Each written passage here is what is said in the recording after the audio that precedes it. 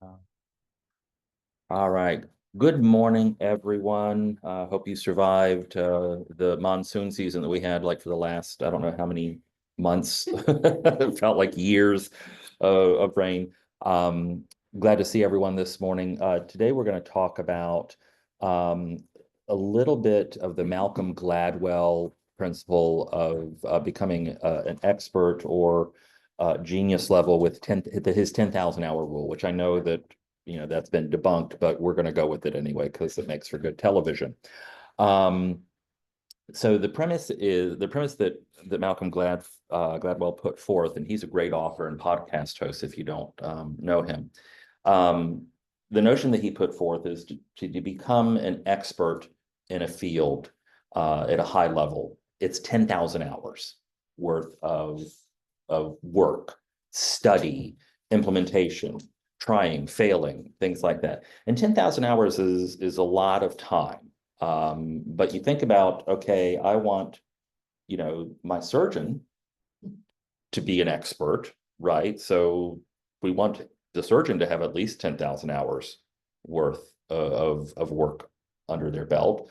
Um, we would like our car mechanic to be an expert in what they do, right? So we want them. I mean, if they're going to, replace parts on our cars, we want it done right, right? And it's not as simple as changing a spark plug every so often, which is not terribly simple. I've tried, but so if we look at that principle of 10,000 hours, um, that's a lot. So to put it in perspective, um, we are required to have 16 hours of continuing education every 2 years, right? So if we just relied on that, that would be 625 years to get to 10,000 hours of study.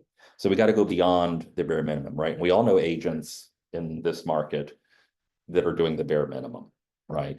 So you all are on this class today. You come to the classes regularly. That's helpful. That counts to your 10,000 hours. Sitting in on webinars, doing additional CE. I don't know about you all, but I always end the cycle with extra CE classes or CE credits because I've sat in on a class that I found interesting and it just happened to have CE credit. Or I want to learn something special, like, Sage Title does some great classes as well as Shaheen on, how to transfer property with power of attorney or decedent estates or things like that. So it's like, sometimes we'll sit in on those and learn extra, and then we have extra credits. That's fantastic. Going to conferences, I think, it counts towards your 10,000 hours of learning and things like that. And then, of course, as Brian Buffini calls it, the pure hard work that we do, right? Um, Showing property counts towards your 10,000 hours. Holding open houses counts towards your 10,000 hours. Um, Practicing listing paperwork or buyer paperwork is 10, counts towards your 10,000 hours. Um, Scouring the MLS, not just going, ooh, pretty house, ooh, pretty house, ooh, pretty house, but going through the MLS and trying to learn some of the neighborhoods and, what are some of the property types in the neighborhood, putting thoughtful effort into it. And I've taught on this before, um, but it also, even all of that takes time to get to the 10,000 hours. So one of the quickest ways, and this is proven time and again for anyone that's gotten a doctorate, a PhD, or an EDD, reading, right? Intensive reading within your subject matter, right? So if you um, if you do the math on a PhD student, they spent 2 years in for the master's program, an additional 3 years in the PhD track, and they're doing intensive study in their field for 5 years. Let's call it 55 hours a week, because I was in a grad program once and was on a PhD track, and I said, this is stupid. I'd love to be only working 55 hours a week. Um, and and that's the 10,000 hours. right there. There's 5 years at 55 hours a week. That clocks your 55 hours, then postdoc program and, writing books and articles and things like that for journals. So, I'm not saying, go get your PhD in real estate. That is a thing, though.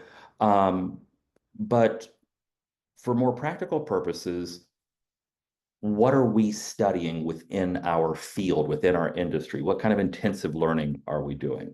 I know, Lori, you and I, we've had a lot of intensive learning in foreclosures and short sales over the years. And that required training, right? They put us through the paces. We had to get up and running on, how do we sell a Fannie Mae house? How do we sell a HUD house? What does this bank require? What does that bank require? And there was a lot of reading for those things. For agents who work relocation, again, a lot of research and reading because every relocation package is different. So I'm not saying, get in there and read bank regulations to figure out how to sell a house, but think about what you're reading. And if you were consuming more information than you are, or as much information as you are from other sources, right? The evening news, if you spent 30 minutes a day, instead of watching David Muir or Lester Holt, if you spent 30 minutes a day reading in real estate, how much more effective would you be at your job? How much smarter would you be? How much more money could you make?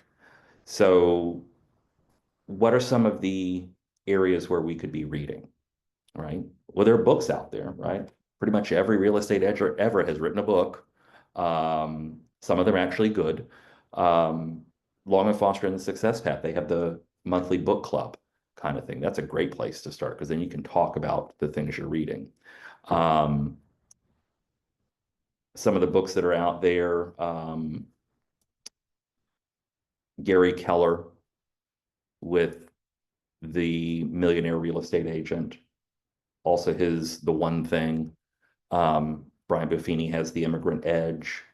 Tom Ferry actually has Life by Design.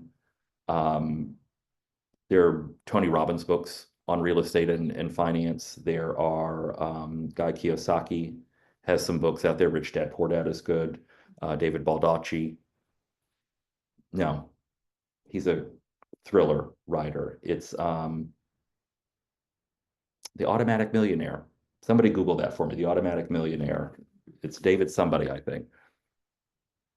But anyway, he has some good stuff. There's also some really great news outlets out there. Of course, things that we get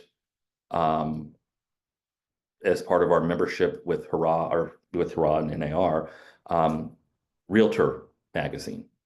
Every month that comes out. You probably have it mailed somewhere, kind of thing. So David Bach, I knew it was David Bach.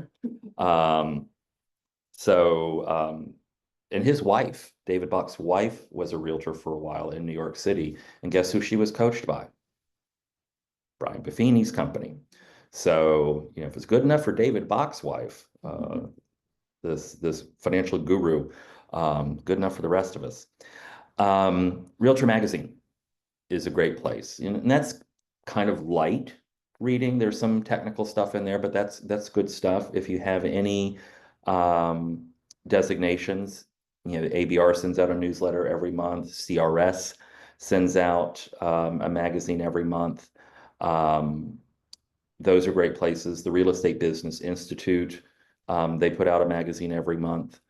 As part of our membership with VAR, we get access to Housing Wire, an online news source, and it is phenomenal. It's kind of like the Wall Street Journal for real estate. It's kind of that lot of data, lot of detailed information kind of thing. Inman News is a subscription-based service. That's kind of like People Magazine for real estate. They're all like, ooh, what's the next hot thing? And ooh, what is this agent doing? What is that agent doing? So they're a little light, I think, and they're not necessarily realtor friendly. They're sort of real estate industry friendly. But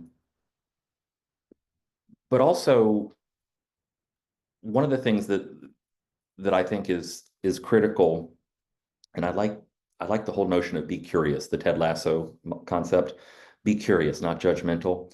Um, when you come across a question in your mind, um, why is it called this? Or what is this architectural feature called? You know, research it. Take a few minutes. I do that all the time, mainly because I'm like a nerd and I want to learn everything I can. But, I find, and clients will bring this up. It's like, well, why is it called a pantry? Or, why is it this or why is it that? You know, YouTube and the internet has all kinds of great information out there. Most of it is correct. Well, I say a lot of it is correct. I won't go with most of it. But research those things. I've actually stumbled upon a great video series called Best Address. It's by Joe Himeli, Himali. He's a real estate agent in Washington, D.C., and he focuses on history and architecture in Washington, D.C. Like he's on scene. It's like, here's this building and, why does it look like this? Um, and they're great. They're like, under 5 minutes. And, I know I don't live in DC anymore and, probably will forget everything he's ever talked about in his videos when I go back to DC, and I'll walk right by a historic building with no knowledge of it whatsoever because it's out of my brain. But it's interesting to see, what he is bringing forth, and that's his passion, right? Historic buildings and architecture. Jenny Dotz, Long and Foster agent in Richmond, is somewhat similar. She doesn't do videos, but she is like the queen of the houses from the 1700s and the 1800s in Richmond. She knows, what kind of architecture it is, what style it is imitating, where to find, um, replacement parts for the homes where you can salvage things from. She's phenomenal. So, you can follow your passion with some of that too. So you can make these little notes, to either look something up later, or if your clients ask you a weird question and you kind of, brush it off a little bit because, they're just making conversation. A lot of times our clients, right, they're just making conversation and not actually really curious as to why it's called a pantry, um, or what a certain kind of fireplace really is or something like that. But look it up, because you might get that question again. Um, we were just talking at dinner last night. Well, lean into your professionals as well. So when you go to a home inspection or you talk to a plumber or an HVAC person or whatever, ask them questions, right? How does that work? Why did this break? Is this just a freak accident, or did something lead to this? And build that knowledge base. And we were talking last night at dinner. Our heat has been out for a while, and we finally got the part this morning. So now we're fine again. We can no longer have to bundle up in 17 sweaters. But my HVAC guy, and Jenny knows him, few of you may know him, Caleb, he's like 12 years old. He's a great kid, very smart, very knowledgeable. And I love that he has a way of explaining things very thoughtfully to us. And he'll take a lot of pictures and videos of what he's doing, like in the attic or in the crawl, or, once he has the machine open. And he's willing to educate even without asking. He's like, well, here's this is this part, this is what's broke, here's why it broke, kind of thing. And last night at dinner, we were chatting about this. And I'm like, I've learned so much from him about HVAC.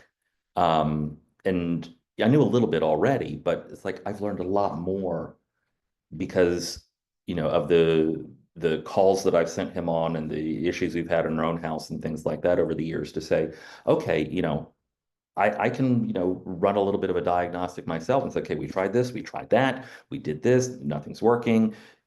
So, yes, the little emergency red gas switch is on, things like that. It's like, okay, now we definitely need you. It's not something stupid that we overlooked. We run our diagnostics. So, talking with professionals as well, and just having those thoughtful conversations. That's okay. We have noises out in the foyer. So, definitely be curious, and you can go down a whole rabbit hole with these things too. So just, be mindful of that, because you don't necessarily need to know the difference between a 1760s corbel versus an 1820s corbel unless you're really, really, really a nerd. But, it's kind of fascinating once you start learning things about things that you have an interest in. Um, one area that, speaking of nerdy things, one area that I've really gotten into in recent years, partly because of my work with Hurrah and having to speak on some of these topics, is the history of zoning ordinances.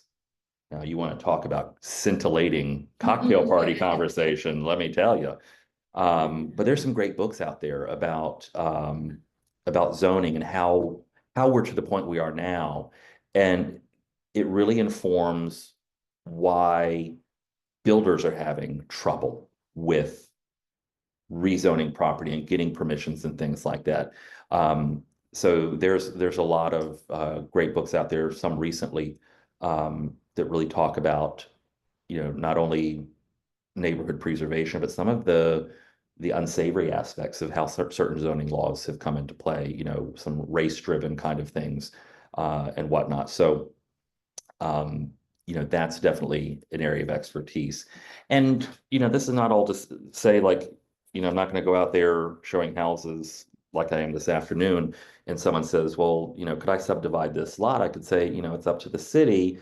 They have certain standards and things like that. I can say, well, in 1892, they put this racist law in the books that says, I'm not going to give them the whole backstory, but, I know a lot more now about zoning and why certain things are zoned certain ways.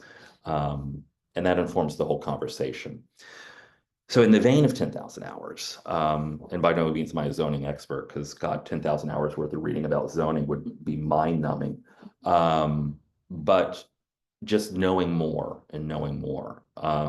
So looking at the call on here, so I would say, Lori, with your number of years in the business, Jenny, with your number of years in the business, and me with my number of years in the business, we've hit the 10,000 hours. So what is taking the rest of y'all so long? I just got here. That's not an excuse. But being a newer agent, that is actually a reason to drive harder at this, right? And I've been advocating for this a long time, and I did it myself in my first year of business. It's kind of slow when you start. You don't always hit the ground running. You're not always selling 20 houses a year from the get-go. If some people are, that's great, but it tends to be a little slower in your early years of business. So you may not be the most experienced agent in selling homes, but you can be the most knowledgeable, right? You can get your GRI designation. You can get your ABR designation. Read the books, go to the classes and things like that, because it all compounds. And you'd be surprised what becomes relevant years down the line.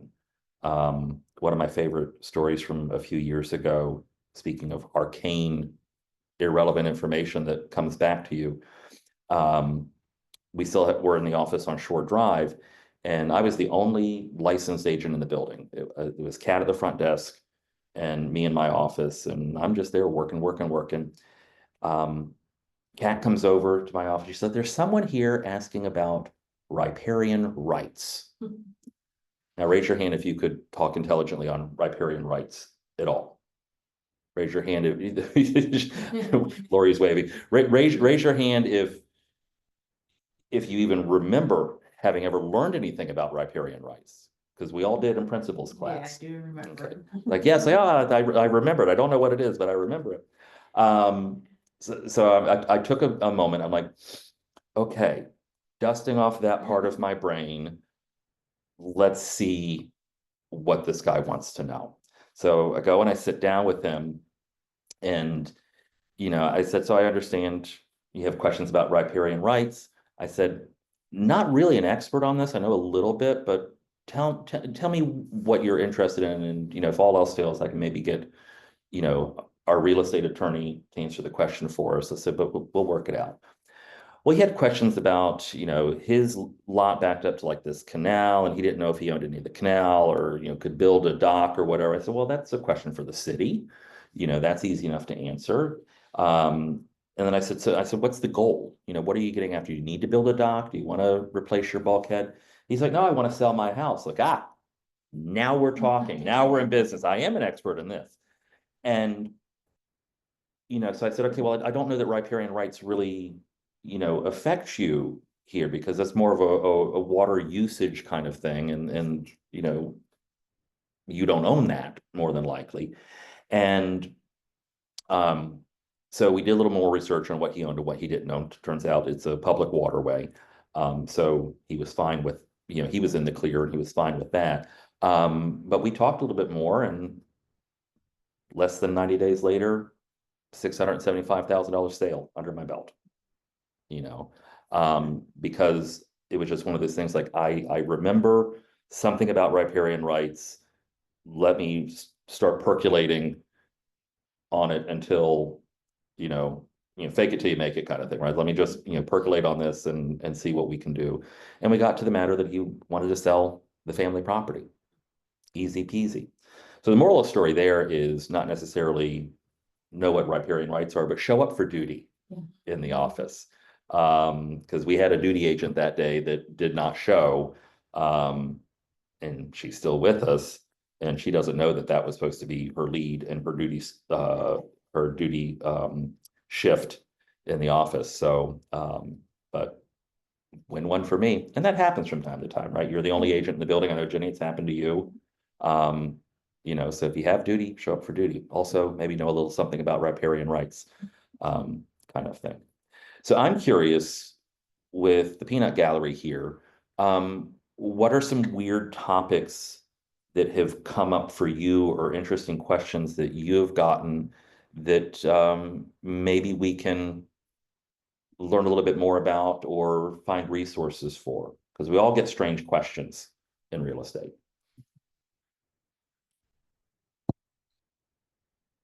Has anyone ever had a meets and bounds question?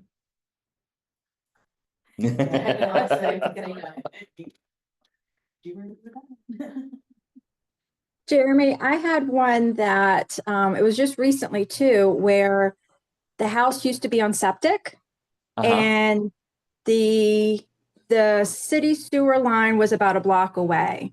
And so the homeowner, who, it was an estate, so I didn't have a homeowner who put the system in to talk to, but they installed this pumping station and this was I was a whole education. I talked to the city of Chesapeake and just really, like you said, went down the rabbit hole and got a great education on sewage pumping stations when you're too far away from the city line and don't want to be on a septic tank. This is an alternative system. So that was, you do this a long time and you're always learning something new.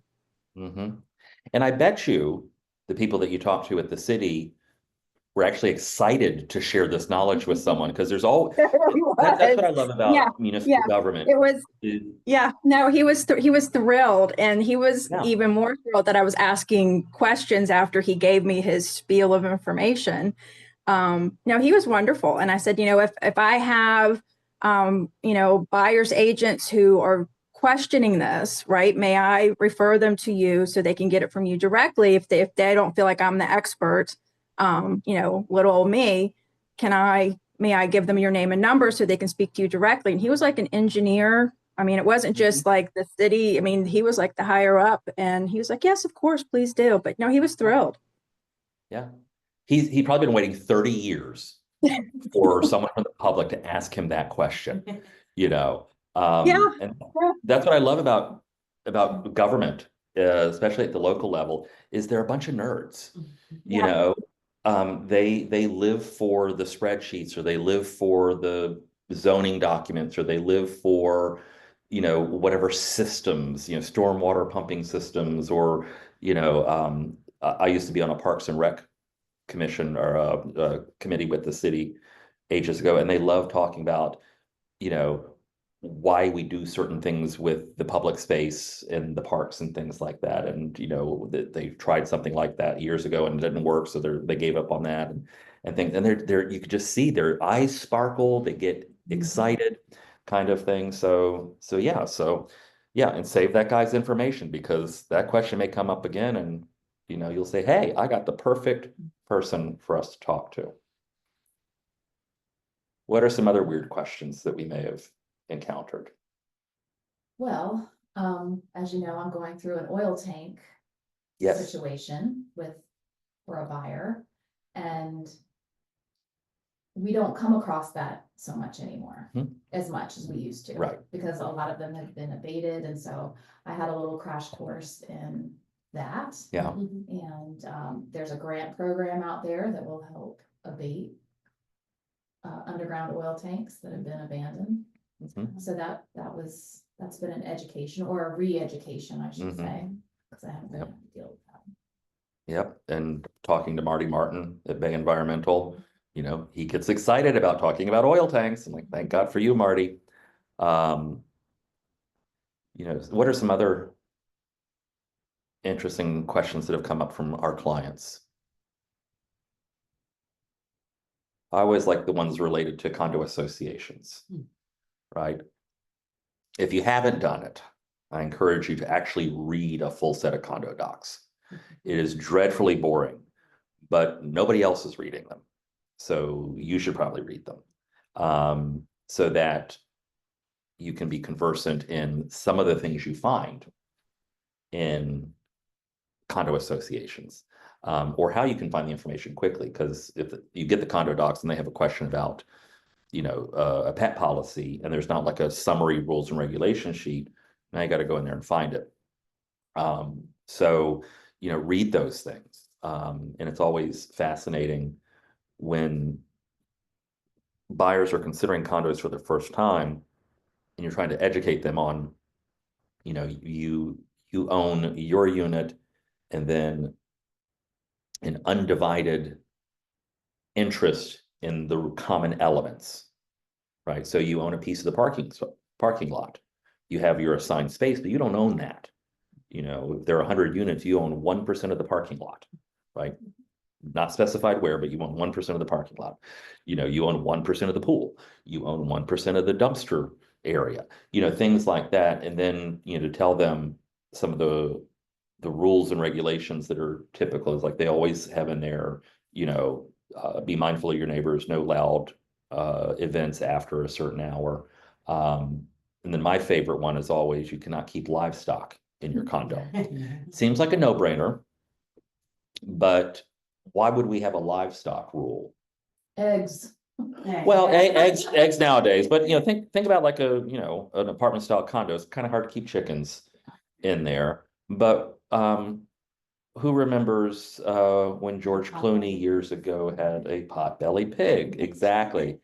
Remember in the 90s, they were all the rage, right? Everyone had a little pot-bellied pig. I even had a teacher friend of mine that had a pot-bellied pig, and she would take all the scraps from, she would walk around the lunchroom every day and take people's scraps before they were able to throw things away. And that's how she fed her pig, because they're omnivores, they eat everything. So, you know, so then, you know, having that knowledge of like, oh, yes, there was a pot-bellied pig incident, you know, a fad years ago kind of thing. But yeah, read the condo docs because they're wild. And I've gotten to the point where I like hunting for information in condo docs and HOA docs because Jan and I have been burned a couple of times by HOA docs. Not horribly, but it's like, you know, they come at you and like, well, no, I actually read it. Here's what it says, kind of thing. You don't like this, you don't like that. Well, tough, because it's allowed by the HOA docs. Yeah, and a lot of them will ask about like buy them as an investment property, but then realize you can't Airbnb them. Right. They have to be long-term lease. So. Yep. And I think so a lot of the condo docs I've read over the years, the shortest duration I've ever read in condo docs is no leases of less than 30 days. And then I've seen 6 months, and then most of them say a year lease. And they also have the provision of you have to register the tenant and give a copy of the lease to the management company. Not everyone does that. So I think a lot of condo associations have modified even their 30-day rules and updated it. So even if it says in that that portion of the condo docs, it looks like it's been photocopied and faxed 100 times. It may say that you could have a lease of no less than 30 days. There may be a supplemental amendment where they've amended the bylaws to say no lease less than a year, kind of thing. So always keep going to the end, kind of thing. Because the short-term rentals, that is an important issue around here, especially for Norfolk and Virginia Beach. So I'll tell you this, if you have questions about Virginia Beach short-term rentals, there are 2 experts in real estate here, and they would be glad to talk with you at any time. Coco Hanauer at Atlantic Sotheby's Realty, she owns her own short-term rentals and runs a short-term rental management company. She's a wonderful human being. I've put her on numerous panels at Harrah to talk about it, but she's always one that I call to say, hey, you know, what's this? How's this work? Can we do it? Kind of thing. And then Kimberly Denton at RW Town Realty, she sits on the city's short-term rental task force. And so she's an expert on more of the city side of things with what's coming down the line, why things are the way they are, things like that. But Coco is definitely, she's in the trenches. So, and if you ever need an introduction to either of them, let me know and I'll make that connection. But Coco is definitely 10,000 hours worth of short-term rentals. She's got it. And how she still is as pleasant as she is and as lovely. And I want to say sane, but I know she's not. But she's still a fairly level-headed, good-natured person. And I'm like, how do you do this? Turning properties every week and dealing with all these crazy tenants and owners and things like that.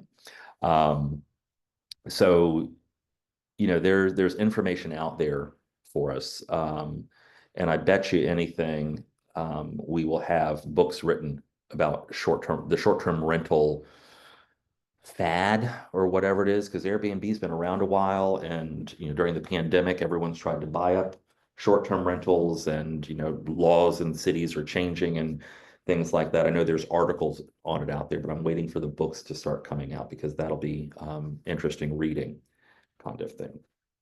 Any other crazy topics that have come up?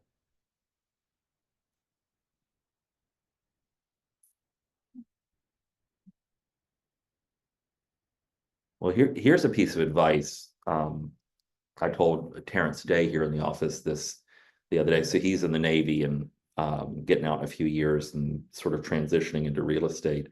And we were just chit-chatting, and you know, I was asking him about what he does in the Navy and such, and he says, you know, he works with people in the Navy, and he says, I've seen it all. I'm like, whoa. I said, no, you haven't. I said, now that you've spoken that out loud, the universe will test you and show you things that you have never seen before. And I said, and that happened to me in real estate. I was in the car riding around with a buyer, and we were on Holland Road at the light at Chimney Hill, stopped at the light, sitting in traffic. And I think like an ambulance had gone through because we were just like sitting there for no good reason, waiting for the lights to cycle back through. And my client and I had been talking about, you know, crazy. He's like, you must have seen some crazy things in real estate. So I tell him some of the stories about, you know, walking in on people and things like that. And I said, you know, I've seen everything. Nothing surprises me anymore. And dang it, if the universe didn't try me at that moment, the car in front of us had their windows open, and a puppy jumped out of the window and ran into traffic across the median into the oncoming lanes. And I'm like, for the love of God, put the car in park. He and I both are running, chasing this dog. You know, lots of people jumped out, stopped traffic, and we got the dog. The dog was fine. We're just like, okay, sweet Lord Jesus, baby Jesus in the golden diaper, I am sorry. I will never say that again. You know, so, you know, just be careful of of those kinds of things, because, you know, you can say, I've seen quite a bit and it doesn't, you know, there's not much that surprises me anymore, you know. But as soon as you say, nothing surprises me, or I've seen it all, no, you haven't. No, you haven't. Because just when you think you have, you haven't. So, but anyway, those are some of the notions that I have on Malcolm Gladwell's 10,000 Hours. I will pop some books into a discussion thread in our regional group. Add to that list of things that you've come across or things that have been recommended to you to read. You know, just to sort of share this as like a mind hive kind of thing, because there are some absolutely phenomenal books out there on real estate sales, on real estate development, on personal growth and development, financial development, things like that. And there's always, I love reading business books not related to real estate, because there's always something that I can adapt into real estate. And I think probably the most recent one I read was Unreasonable Hospitality by Will Guidara. It's about the restaurant industry, you know, but you want to talk about hospitality, we as realtors, we have a lot of hospitality opportunities for us. You think about what they do in restaurants and what we do, their service. They want to have a good experience. And so that's a great book and a very easy read, by the way. And the TV show The Bear is based upon Will Guidara's story. So Annotated copy, if anyone would like to. I think mine's an annotated copy too, because Annotated. I marked mine up as well. So that's the other great things. When you own the books, you get to write in them. Don't write in the library books, kids. Please don't. But anyway, any questions or thoughts related to becoming the expert at 10,000 Hours? Is there any podcasts that you recommend? Oh my goodness, all kinds of podcasts. All kinds of podcasts. That's a good question. Thank you for bringing it up. Brian Buffini has It's a Good Life podcast. That's always a great one. There's the Ninja Selling podcast, which is great. There is Drive with NAR podcast. Virginia Realtors has Rooflines podcast, as well as I think it's called Caveat Realtor. It's the legal updates podcast, and they're like 5 to 10 minute questions. Like, hey, we had this question come through the legal hotline. You know, let's break this apart a little bit. So you have two attorneys from VAR talking about this question. So that's great for these little, you know, bite-sized kinds of things. What are some other podcasts out there, Jenny? Well, there's John Acuff's podcast. John Acuff is great. All It Takes Is a Goal. Mel Robbins. Mm-hmm. Yeah. That's Robbins. She's fantastic. Yeah, if you search though real estate, there are tons and tons. Lemons, what's her name? Oh, it starts with an M. Marnie. Oh, Marquis Lemons Marquis Rottle. Lemons, Yeah, yeah, yeah. she does the AI stuff. Yeah, she's great. Estate of Mind from the Institute for Luxury Home Marketing. Estate of Mind is good. Just looking at what I've subscribed to here. So yeah, there's a lot of good stuff out there. And here's the great thing about podcasts is you can search the podcast app for a topic, right? And get different takes on things. Or if you know, and I'll do this a lot, I'll hear a guest on a podcast, like I want to hear more from this guy. You know, I'll go search that person's name and, you know, listen on other podcasts to see, are they telling the same 20-minute story or the same interview every single time, or are there, you know, more in depth? Because Brian Buffini's podcasts are about 20-ish, 30-ish minutes, which is great because that's a typical commute for a lot of people. So you don't get an in-depth interview with someone. You usually get sort of like, you know, hi, I'm on my 20-minute interview, here's the highlights kind of thing. So then if you find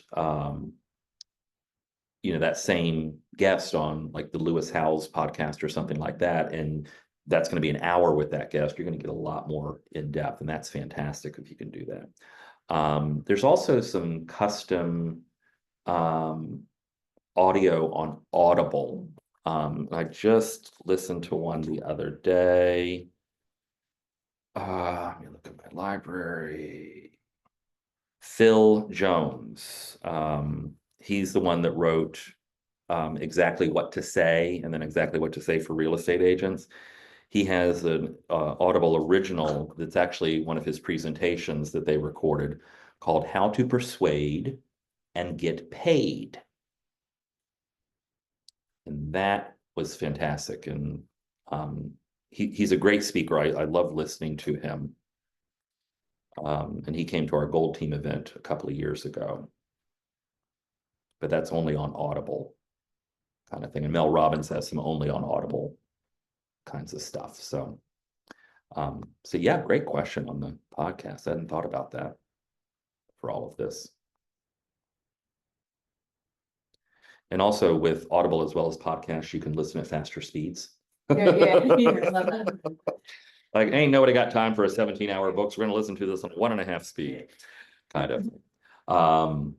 So those are my thoughts. I encourage you to, invest all the time, energy, and resources you can into learning as much as you can about real estate. Read the articles, take the trainings. If you've done your RAIN training, great, go back and do it again. You've forgotten stuff, you've missed stuff. They have a lot of extra training over there on various, how to really search in the realist tax records, how to use Domus Analytics. And Domus Analytics is getting a huge overhaul this year. I'm so excited about that. There's plenty of training out there for those times when you're bored, right? That never happens to any of us, but maybe set an appointment for yourself. It's like, you know what? I have an easy afternoon. I'm going to take 30 minutes and put it in the calendar, and I'm going to read. I'm going to learn about a topic. I'm going to, see what every house in Chesapeake between 700,000 and 800,000 has in common, kind of thing. And just, look into those things and see what you can learn. All right, next week, we will not be meeting because we have our regional awards ceremony. So look forward to seeing everyone there for that. And then the week after, we have the Buffini Brain Trust. So stay tuned for that. And then March 6th, I believe it is, first week in March, I'll double check the date. We're starting our first of a quarterly series, Longman Foster on Espanol. So if you want to brush up on your Spanish skills, or learn real estate from a Spanish-speaking perspective, please join us for that. Full disclosure, I'm not teaching that class. No habla español here. But David Osorio will. So we'll put word out to your offices, but if you know of any Spanish language agents out there in your offices, have them join. It's going to be great. All right. Thank you, everyone. Thanks to you all for coming in person, and we will see you next time.